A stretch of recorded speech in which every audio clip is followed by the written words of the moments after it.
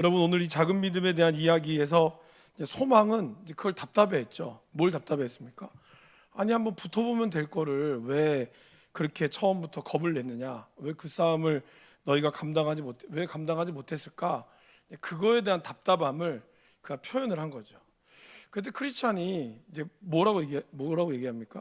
그러니까 쉽게 얘기하면 네가 그런 상황이 되면 과연 너도 그럴 수 있겠느냐라는 거였다는 거예요. 지난번 제가 마지막 시간에 마지막 마무리할 때쯤에 엔도 슈자코의 침묵이라고 하는 소설을 여러분에게 한번 말씀을 드렸습니다. 거기에 나오는 그 기타지로라고 하는 그 또 하나의 주인공, 예수님을 믿고 싶지만 그러나 그 고문과 그것에 너무나 무서워서 그는 예수님의 성화를 밟고 지나가라는 거에 그는 지나갔죠. 계속 밟고 지나가죠. 그걸 바라본 이제 그 신부님은 세바스티안이라고 하는 신부는 그 사람을 경멸했죠. 저거는 완전히 이단 변절자고 저 배신자다. 하지만 그는 자기의 연약함을 그냥 한탄하면서도, 그리고 하나님을 너무 좋으면서도 자기의 연약한 그 믿음 앞에 서 있어 갔다는 거죠. 결국 이 세바스티안이 마지막 순간에 그가 어떻게 되는지 여러분들이 나중에 책을 또 보시면 알겠지만, 우리의 믿음이 우리는 남들의 이야기를 좀 쉽게 얘기하는 경향이 있잖아요. 뭐 저거 왜 못하냐? 기도하면 되지. 사실 제가 좀 그런 사람이었어요. 처음에 이제 아내랑도 결혼하고 나서 이렇게 좀 여러 가지 아내가 좀 개인적으로 힘들어할 때 사모로서의 그런 부담감이 있는 거. 그때 제 아내 나이가 24살이었거든요. 그 전도사로 부목사로서 사모로 한다는 것이 또 교회도 크지도 않았고, 그런 상황에서 이게 자꾸 이런 부담감을 내니까 제가 그렇게 얘기했죠. 기도하면 되는데 뭐가 걱정이 되냐. 근데 그게 그렇게 듣기가 부담스러운 거죠. 저도 지금 생각해 보면 참 내가 싸가지가 없었다. 어떻게 내가 그렇게 말을 했을까? 그런 생각이 들어요.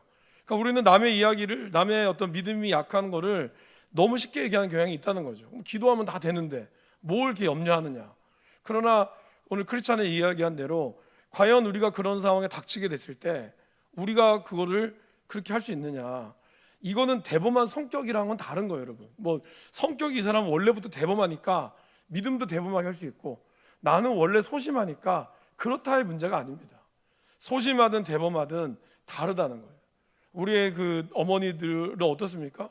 다 이렇게 뭐 가녀리고 연약하고 그렇게 뭐 이렇게 곱게 자라왔던 여자분이라고 해도 아이를 낳고 또 아이를 키워나가면서는 누구보다 강한 모습이 있으신 거죠. 그 성격이 원래부터 막 대범해가지고 막 그런 게 아니잖아요. 그런 어떤 사랑 가운데서 자녀들을 지켜야 되고 가정을 지켜야 되고, 그런 사랑 가운데서 자기도 모르게 나오는 이런 대범함이 있는 것처럼, 오늘 이 작은 믿음에 대한 모습들도 오늘 소망이 이야기하는 그렇게 쉬운 문제가 결코 아니다라는 겁니다. 그래서 로마서 말씀을 보시면, 우리 화면에는 없지만 로마서 14장에 이런 말이 있죠. 14장 1절에 보시면, 믿음이 연약한 자를 너희가 받되 그의 의견을 비판하지 말라. 그러니까 믿음이 연약한 자가 있으면 그 믿음의 연약한 부분을 보고 쉽게 비판하지 말라는 거죠.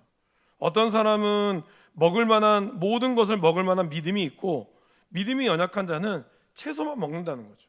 그러니까 어떤 분들은 뭐 제사 음식은 귀신이 먹는 거니까 먹으면 안 된다, 큰일 난다 하는 분도 계시지만, 어떤 분은 뭐 그런 게 어딨냐고, 먹으면 되지 하는 분이 있어요. 근데 이걸 가지고 왜 믿음이 없냐, 이거를 그렇게 이야기할 수 없다라는 거예요.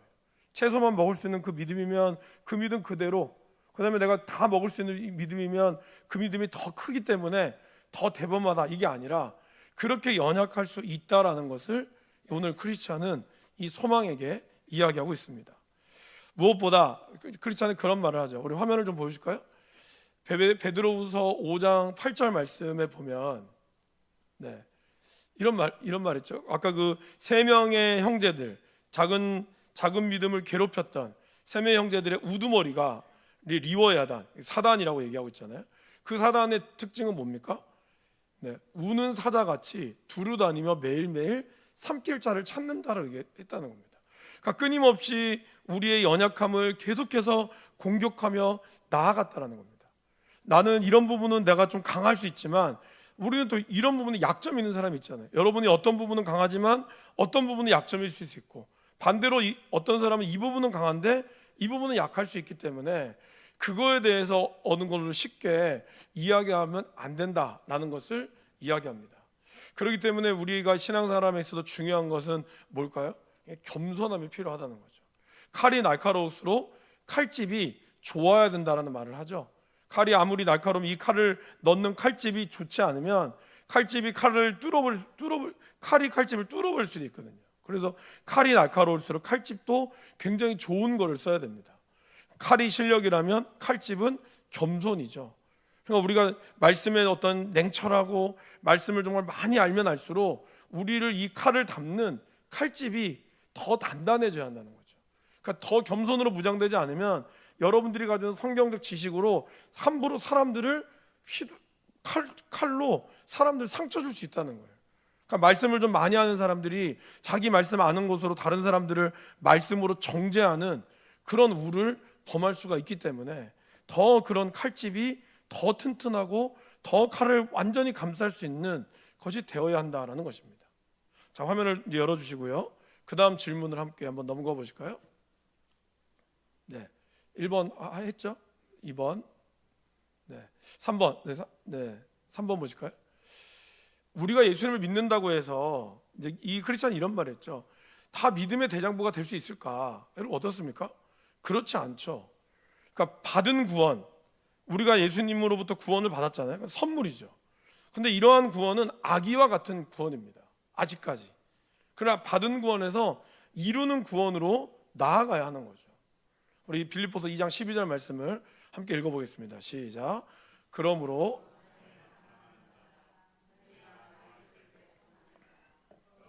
나 없을 때에도 항상 복종하여 두렵고 떨림으로 너희 구원을 이루라. 이런 말이죠.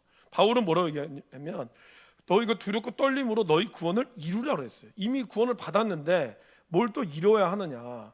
결국 우리가 받은 이 선물로 받은 이 구원에서 성장하는 이 구원으로 나아가야 한다는 거죠. 여러분 아이들은 어떻습니까? 제가 저번에도 저희 집 아이를 한번 말씀을 드렸잖아요. 애가 우리가 뭐가 필요한데 뭐 돈이 좀 부족했어요.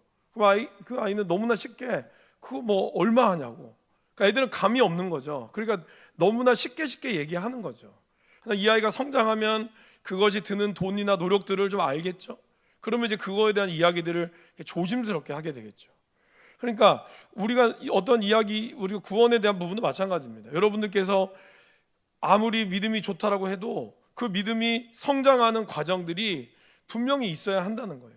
그거 없이 어린아이가 뭐 다윗이 갑자기 골리앗을 죽였다고 해서 그 다윗이 골리앗을 이기기 위해서 그가 수많은 사자와 그리고 뭐 곰과 싸워 이겨냈고 그 양을 지키면서 했던 현실적인, 그는 물론 칼싸움을 배운 적도 없을 것이고 남들과 같은 그런 어떤 학교를 다닌 것도 아니지만 그는 현장에서 그 양을 키우면서 그런 물맷돌을 던지는 그 감각이 있었다는 거죠. 그렇기 때문에 사울이 그에게 칼을 줬을 때 그는 칼이 자기랑 맞지 않으니까 칼을 그는 버리고 물맷돌을 취했습니다. 근데 그런 과정들이 있는 거죠. 다윗이라고 해서 갑자기 믿음 좋다고 한 번에 골리앗을 이길 수 없는 것처럼 오늘 크리스찬이 이야기하는 것도 그런 거죠. 우리가 하나님을 믿는다고 해서 무조건 대장부가 되어져 가는 것은 아니라는 겁니다. 저와 여러분들이 대장부가 되어 가는 것, 믿음의 대장부가 되어져 가는 것은 시간이 필요하고 그 안에는 끊임없는 말씀의 양육들이 우리 가운데 있어야 한다는 것을 오늘 크리스찬은 우리에게 말씀하고 있습니다. 자, 화면을 띄워줄까요? 크리스찬은 이 사단의 공격을 이기기 위해서는 무엇이 필요하다고 이야기할까요? 먼저 사단의 공격이 결코 만만치 않다라는 것을 우리가 알아야 한다는 거죠. 그죠? 뭐 기도만 하면 다 되지.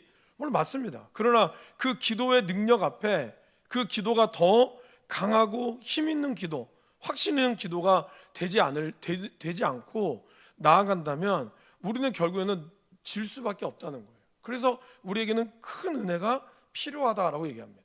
바로 이 은혜는 예수 그리스도를 말씀하는 거죠. 그 다음을 넘겨줄까요? 사도 바울은 아까 크리스찬이 예를 들었던 말씀이죠. 먼저 위에 그 말씀 읽어볼까요?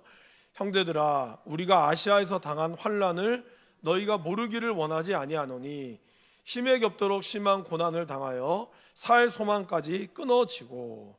말씀을 아이들이 막 이렇게 하면 이게 바울이 막 믿음대로 갔지만 거기에서 그가 그 믿음대로 간 거에서 사람들이 그가 막 전할 때마다 막 뒤집어지고 이랬습니까? 그러지 않았습니다. 물론 병이 낫는 역사도 일어났지만 바울은 그것 때문에 돌에 맞아 죽기도 하고요. 더 루스드라에서는 그가 기절해서 죽은 줄 알고 버려지기도 했습니다. 그 정도로 이 예수님을 믿는 이 과정들이 결코 쉽지 않았다라는 것이죠. 그러면서 아까 크리스찬이 그런 말을 했죠. 큰 은혜도 그 얼굴에 상처가 있었다. 그게 뭘 얘기하는 걸까요? 아까 우리 두 번째 말씀이었던 이사야 53장 5절이죠. 바로 예수님은 우리의 허물 때문에, 우리의 죄악 때문에 찔리고 상하셨고 징계를 받았습니다. 그런 예수님의 그 피투성이 된 그 모습, 그 채찍에 맞았던 그것 때문에 저와 여러분들이 나음을 입었다는 거죠. 그러니까 예수님도 막 믿음이 좋잖아요. 예수님은 하나님이시니까. 그런데도 하나님은 이 땅 가운데서 온갖 고난과 고통 가운데 신음하고 넘어졌다는 거예요. 여러분, 다른 이단들은 어떻습니까? 이단들은 자기네들의 그 섬기는 일종의 교주가 최고죠. 그 때문에 교주는 아프지도 않고 그리고 막 하지도 않아요. 어떤 것도 안 걸린다고 생각해요. 그래서 늘 그 교주는 나올 때마다 어떻습니까? 가장 좋은 뭐 옷으로 막 왕처럼 공주처럼 막 이렇게 입고 나옵니다. 하지만 지금 여러 가지 많은 일들로 인하여 그들이 잡혀 들어가고 아니면 경찰서에 불려가고 하는 모습을 보세요. 그냥 영락없는 할아버지 할머니일 뿐이에요. 아무것도 아니에요. 그런데도 거기 안에서 자기가 당당하지 못하죠. 오히려 말하는 게 나는 몸이 아파서 뭐 출석을 못한다느니. 왜 그럴까요? 그들이 섬기는 신은 늘 그렇게 가장 좋은 모습을 보여야 되는 거예요. 그런데 우리 예수님은 어떻습니까? 그렇게 좋은 모습이 아니었다는 거죠. 볼품없는 그런 찢기고 상하고 그런 모습이기 때문에 오히려 헬라인들에게는 그런 것들이 막 지혜롭지 못하게 보였고 유대인들에게는 거리끼는 것들이 되었죠. 하지만 그러한 연약함 속에 주님은 부활하셨고 그 피투성이가 된 십자가 앞에서 주님은 온전한 승리를 이루셨다라는 것입니다. 그러니까 우리가 이러한 은혜를 얻는 이 과정이 결코 쉽지가 않다. 이것을 우리가 항상 기억해야 한다는 것입니다. 그렇기 때문에 우리가 이 믿음을 걸어간다는 것도 처음에 정말 하나님은 믿으면 다 되는 것 같지만 하나하나 우리가 믿음이 성장해 가면 갈수록 어떻습니까? 정말 하나님 앞에 우리가 어떤 길들을 걸어가는지를 고민하고 묵상하고 그러면서 우리가 성숙해지는 거죠. 그럴 때 우리의 믿음이 비로소 성장하게 되는 것입니다. 자, 그다음 한번 넘겨봐 줄까요? 우리가 은혜가 아닌 자기 확신에 빠지게 되면 결국 이제 소망이 얘기했던 건 그런 거죠. 얼마나 이길 수 있지 않느냐. 근데 자기 확신에 빠지게 되면 어떻게 될까요? 바로 자기 확신에 빠지게 되면 넘어지게 되어 있다는 거죠. 대표적인 사람이 아까 말씀했던 베드로였죠, 여러분. 그 다음 말씀 한번 보겠습니다. 마태복음 26장 33절에서 35절입니다. 예수님께서 이제 마지막 만찬 가운데서 너희가 다 나를 버릴 것이다 라고 얘기했어요. 그때 뭐 사람들이 주님 그럴 수 없습니다, 그러지 않겠습니다. 근데 그 중에 이제 베드로가 딱 한마디 하죠. 모두 다 주를 버릴지라도 나는 결코 버리지 않겠습니다. 그러나 예수께서 진실로 이르시되 내가 닭 울리기 전에 3번 나를 부인할 것이다. 정확하게 닭을 2번 운다고 그랬죠. 2번 울기 전에 내가 3번 나를 부인할 것이라고 이야기했습니다. 그때도 베드로는 그럴 리 없습니다. 나는 절대로 그러지 않을 겁니다. 그렇게 얘기했어요. 그럴 때 이제 마태복음에서는 이렇게 나왔고 누가복음에서는 그런 베드로를 향해서 이렇게 말씀하시죠. 우리 같이 한번 읽어보겠습니다. 시몬아 시몬아 보라 사탄이 너를 밀가부르듯 하려고 요구하였으나 그러나 내가 너를 위하여 내 믿음이 떨어지지 않기를 기도하였노니 너는 돌이킨 후에 내 형제를 굳게 하라. 그러니까 이 예수님이 누가복음에서는 내가 너를 위하여 내 믿음이 떨어지지 않기를 기도한다. 그러니까 너는 이제 이 일이 끝나고 나면 다시 돌이켜서 내 형제를 굳게 하는 사명을 네가 가져가라. 그 얘기를 하셨죠. 그만큼 베드로가 그 연약함을 주님은 아셨다라는 겁니다. 결국 여러분 어떻게 했습니까? 베드로는 정말 그렇게 당당했던 그 베드로는 한 여인의 그 조그만 시종이 너 예수님과 똑같은 도당에 있던 사람이지 그 말에 금방 자기 자신을 부인하는, 그죠? 그러니까 그만큼 연약한 모습이 드러났다는 거예요. 그렇게 강하게 막 누가 와도 나는 절대로 예수님 부인하지 않겠습니다 했지만 그 여인의 그 한마디에도 그는 화들짝 놀라서 그는 부인하는 그런 연약한 모습이 있었다라는 것입니다. 그러니까 우리가 자기 확신에 빠지면, 하나님을 믿는 은혜보다 내가 내 믿음에만 빠지면 우리는 이런 어떤 어려움 가운데서 금방 뒤집어질 수 있는 그러한 연약한 모습이다라는 겁니다. 그러게 예레미야 9장 23절에 화면에 한번 보실까요? 이렇게 얘기했죠. 같이 읽어보겠습니다. 여호와께서 이와 같이 말씀하시되 지혜로운 자는 그의 지혜를 자랑하지 말라. 용사는 그의 용맹을 자랑하지 말라. 부자는 그의 부함을 자랑하지 말라. 예레미야는 이렇게 우리에게 이야기하고 있죠. 그러게 우리는 하나님 앞에 겸손하게, 그리고 하나님 앞에 정말 하나님의 은혜가 늘 필요함을 얘기합니다. 우리 그 다음 질문 한번 보여줄까요? 그러게 우리의 영적 전투에 임하는 우리의 자세는 어떻게 되느냐? 그 사도 크리스찬이 이야기했던 것이죠. 먼저 자신의 힘과 능력을 다시 한번 우리가 기억해야 될 것은 의지해서는 안 된다는 겁니다. 오직 겸손하여 하나님의 능력에 의존해야 하는 거죠. 물론 우리가 우리의 힘을 다해야 되지만 하나님의 은혜 없이는 될 수 없다라고 하는 그것이 늘 우리의 삶의 기본적인 베이스에 항상 깔려 있어야 한다는 것입니다. 저 고린도서 12장 9절 말씀을 한번 넘겨보실까요? 사도 바울은 오히려 이렇게 얘기했죠. 나에게 이르시기를 내 은혜가 내게 족하다. 왜요? 그는 자기의 약한 데서 오히려 온전하여졌다는 것을, 그 비밀을 알게 된 거죠. 바울에게는 약점이 있었다고 그랬죠. 육체의 가시가 있었다고 그랬습니다. 이 가시를 3번이나 없애주십시오. 그게 뭔지는 정확하진 않지만, 그러나 오히려 하나님은 그렇게 얘기하죠. 내 은혜가 내게 족하다. 그 윗 문장이었죠. 바울은 그걸 깨닫고 이제 오히려 내 약한 것이 나에게 크게 기뻐하는 것이구나. 그리고 나의 여러 약한 것들에 대하여 자랑하리니 이는 그리스도의 능력이 내게 머물게 하려 함이라 라는 것을 그는 알았습니다. 우리는 우리의 어떤 강점만을 자꾸 드러내려고 하고 약점을 자꾸 숨기려고 하지만, 물론 우리의 약점을 일부러 드러낼 필요는 없습니다. 그러나 그것이 우리의 약점이 또 여러분들에게, 그것이 여러분들의 좀 피하고 싶은 그런 여러분의 쓴뿌리라고 할 수도 있지만, 오히려 하나님은 그걸 통해서 우리를 향한 하나님의 계획하심이 있다라는 겁니다.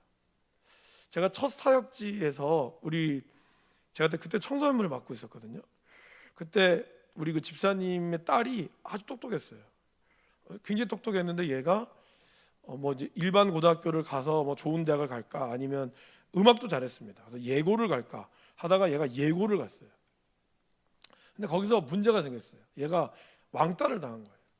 왕따를 당하면서 굉장히 좀 상처를 얘가 많이 받았어요. 학교를 자퇴하니 그만두니 그런 얘기도 있었고,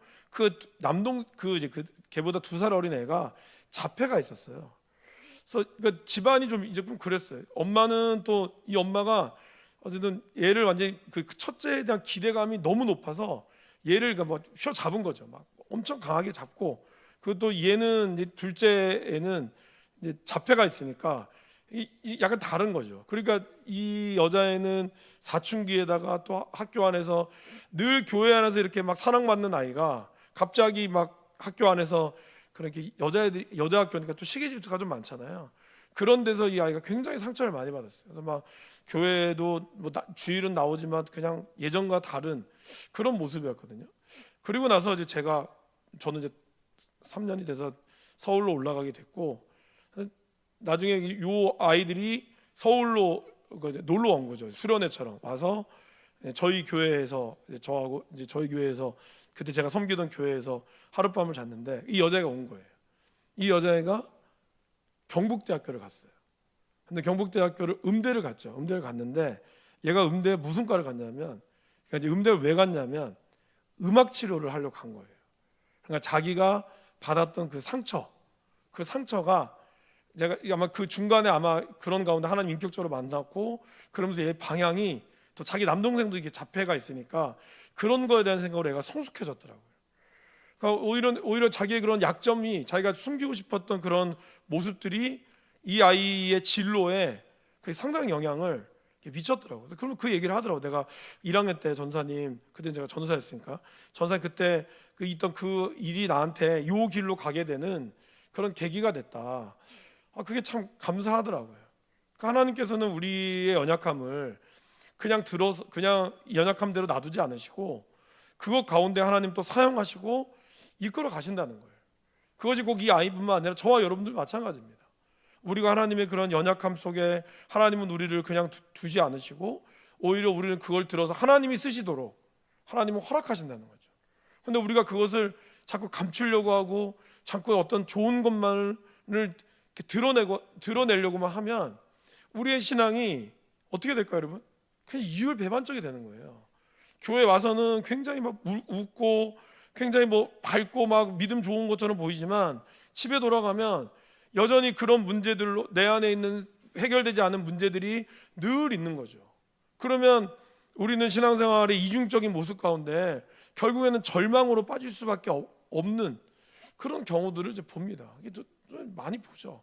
그런 일들을.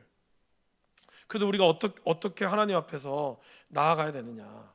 정말 작은 믿음의 구원받는 거 못 받는 건 아니지만 이 땅 가운데서 하나님이 더 크신 그런 큰 믿음으로 나아가야 되는 것이 참 중요하다라는 것입니다.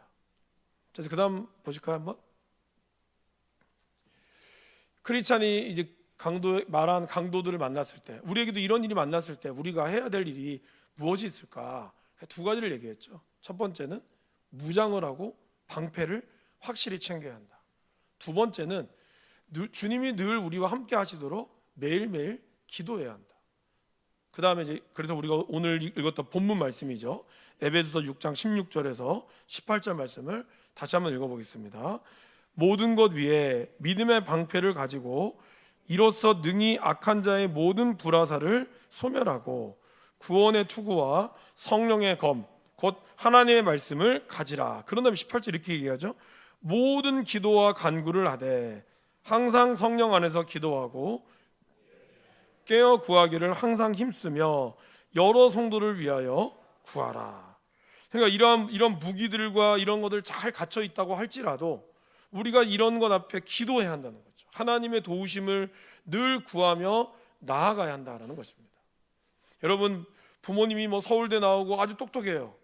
그렇다고 해서 이 아이가 서울대 간다고 보장합니까? 가능성은 많겠죠. 서울대 가는 건 아니에요. 여러분들 중에 초등학교밖에 안 나오시거나 아니면 고등학교밖에 안 나온 분이 있어요. 그러나 여러분의 자녀는 서울대 갈 수도 있고 다른 데 갈 수도 있어요. 왜 그럴까요? 우리가 가지고 있는 그런 자원들이 다가 아니라는 거예요. 그 자원이 아무리 좋은 자원이 있어도 그 좋은 자원을 그냥 그대로 썩히면 이 아이는 그냥 그렇게 가는 것이고, 비록 나는 부족할지라도 이 아이에게 주시는 은혜와 그 비전을 발견하면 이 아이는 그 길을 나간다는 거죠. 하나님이 우리에게 이러한 우리가 무장할지라도 결국에는 우리가 하나님 가운데 기도하고 하나님의 은혜를 매일매일 사모하고 하나님으로부터 위로부터 오는 공급을 받지 못한다면 우리가 아무리 좋은 거를 가지고 있어도 결국에는 넘어질 수밖에 없다는 것을 말씀합니다. 자, 그래서 오늘의 결론을 함께 보실까요? 한번 첫 번째 읽어보겠습니다. 다른 사람의 믿음을 우리는 함부로 판단해서는 안 됩니다. 여러분들 믿음에 따라 정도가 다르거든요. 정말 여기 계신 분들 중에 믿음이 아주 앞서가신 분도 있고 이제 막 믿음 생활 하신 분이 있습니다. 그런 믿음의 간격들이 다 조금씩 다릅니다. 그러나 중요한 것은 이 믿음이 좋으셨던 분이라고 해서 처음부터 이분이 새 가족도 아닌 상태에서 처음부터 믿음이 좋았다는 사람은 아무도 없습니다. 처음에는 다 이렇게 발걸음 가운데 넘어지고 또 시험 들면 조금이라도 섭섭하면 넘어지기도 하고 그런 거를 거쳐가면서 근육이 커진 거죠. 그렇기 때문에 자기가 개구리 올챙이 시절 모른다고 자기가 올챙이 있던 시절은 까맣게 있고 다른 사람 믿음이 연약함을 가지고 함부로 이야기해서는 안 된다는 것이죠. 그리고 특별히 중요한 거, 이 교만이 신앙생활의 가장 큰 적이고요. 내가 기도 생활을 하지 않는다. 그럼 내가 교만한지 아닌지를 먼저 봐야 돼요. 피곤하고 바빠서 더 기도해야죠. 여러분, 피곤하고 바쁘다고 해서 기도 안 하면 안 되죠. 왜? 그만큼 힘들고 어렵기 때문에 하나님의 은혜를 구하면 더 구해야죠. 근데 피곤하다는 이유로, 바쁘다는 이유로, 여러 가지 수백 가지 이유들로 인하여 기도 생활 안 한다는 것은 다른 말로 얘기하면 교만하다는 겁니다. 기도할 필요가 없는 걸 느끼는 거죠. 그러나 교만한 사람은 기도하지 않는 사람입니다. 그러나 겸손한 사람은 늘 은혜를 구할 수밖에 없는 거예요. 그렇기 때문에 마틴 루터는 그런 말 했다고 그랬죠. 나는 너무나 바쁘고 너무나 분주하기 때문에 하루에 3시간씩 기도하지 않으면 안 된다고. 그만큼 기도가 내 삶에 필요하다는 것을 이야기합니다. 그리고 우리는 매일매일 말씀과 기도의 생활을 하며 하나님의 은혜를 전적으로 의지하며 나아가야 한다는 것입니다. 오늘부터 제수요일이 시작되면서 사순절이 시작되죠. 원래 이 제수요일이라고 하는 것은 영어로는 애쉬즈 웬즈데이라고 합니다. 애쉬는 재예요, 재. 뭐 헛기침 뭐 이런 뜻도 있죠. 그 욥기에 보면은 내가 흙으로 왔사오니 흙으로 돌아갈지다 이런 말이 있죠. 그래서 거기서부터 따온 게 제수요일입니다. 그 욥기에서 그가 자녀들을 다 잃고 나서 모든 재산을 잃고 나서 그가 자기의 죄를 뒤집어 쓰죠. 뒤집어 쓰면서 했던 고백이 그겁니다. 그래서 우리가 흙으로 왔기에 흙으로 돌아가는 것이 우리 인생이다. 그런데 그 재, 보통은 종려나무 가지를 태웁니다. 다 태운 다음에 거기에 나와 있는 재를 이 뭐 성공회라든지 이런 데는 오늘 같은 날에 이마에다가 십자가를 그으면서 당신이 흙으로 왔으니 흙으로 돌아갑니다라고 하는 것을 거요. 그러면서 사순절이 시작이 됩니다. 그래서 주일을 뺀 나머지 40일. 그래서 우리가 그 금요일까지죠. 고난주간 예수님 돌아가시는 4월 첫째 주 그때까지가 40일이거든요. 그때까지 우리가 예수님의 길을 걸어가는 거죠. 예수님의 길을 묵상하고 예수님이 어떤 길을 걸어가는지를 묵상하는 것이 바로 이 사순절의 시작입니다. 예수님도 이 땅에 오셔서 철저하게 하나님의 뜻에 따라 사셨습니다. 그가 자기의 뜻대로 할 수 있는 능력이 있음에도 불구하고 그는 아버지의 뜻을 쫓아서 살아왔기 때문에 그는 그 어떠한 것도 두렵지 않았어요. 왜? 내 뒤에는 언제나 든든한 백이 있다라고 생각하신 거죠. 그분도 하나님이셨지만 저와 여러분들이 이 땅을 살아가면서 정말 예수님을 의지하는 사람, 그리고 예수님의 은혜를 구하는 사람은 다른 것을 우리가 두려워하지 않는다라고 얘기합니다. 그러게 이 사순절의 기간을 우리가 맞이하면서 여러분들에게 오는 그런 수많은 우는 사자와처럼 여러분들의 약점을 건드리고 여러분들의 연약함을 건드리는 그러한 일이 있다 할지라도 우리의 대장 되신 예수님, 그 큰 은혜를 우리가 사모하며 저와 여러분들 끊임없이 말씀 안에서 우리가 성령 안에서 성장하고 나아갈 수 있는 이런 시간이 되기를 간절히 축원합니다. 말씀을 기억하시면서